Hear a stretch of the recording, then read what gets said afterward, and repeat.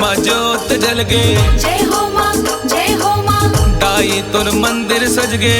जय हो माँ, जय हो माँ। घर घर माँ जोत जल गे।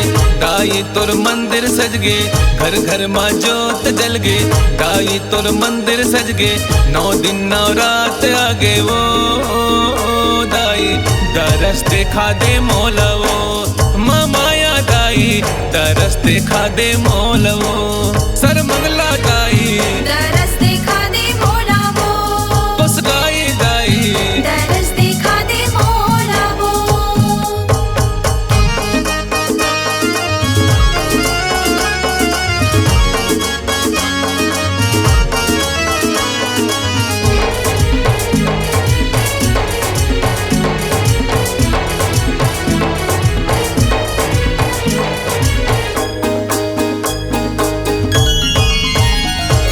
रतनपुर के महामाई छुरी के कुछ गाई। चंदरपुर के चंद्रसेनी डोंगरगढ़ बमलाई। डोंगरगढ़ बमलाई हो मैया, डोंगरगढ़ बमलाई। सब रूप ला मैं हाँ सुमरो जग जननी मुरदाई। 9 दिन के उपास रखे हो तोर सेवा बरदाई। तोर सेवा बरदाई, तोर सेवा बरदाई। मांदर औ झांझ बाजे। जय हो माँ, जय हो माँ। मंदिर माँ बरवा नाचे। जय हो माँ, जय हो माँ। मांदर औ झांझ बाजे। मंदिर माँ बरवा नाचे। 9 दिन 9 रात आगे वो दाई दरस देखा दे मोलवो। हे चंद्रसेनी दरस देखा दे मोलवो। हे बूढ़ी माई दरस देखा दे मोला वो। हे नाथल दाई दरस देखा दे मोला वो।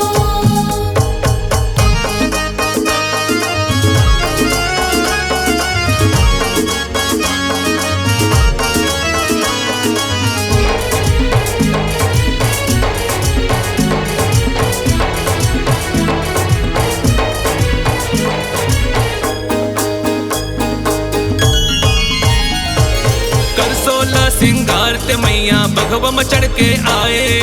तोर चरण माहे जग जननी तीनों लोक समाए। तीनों लोक समाए हो मैया, तीनों लोक समाए। तोर 9 रूप के दर्शन कर भगतन के मन हर्षाए। तोर दर्शन बर नवरात्रि माँ स्वर्गल देवता आए।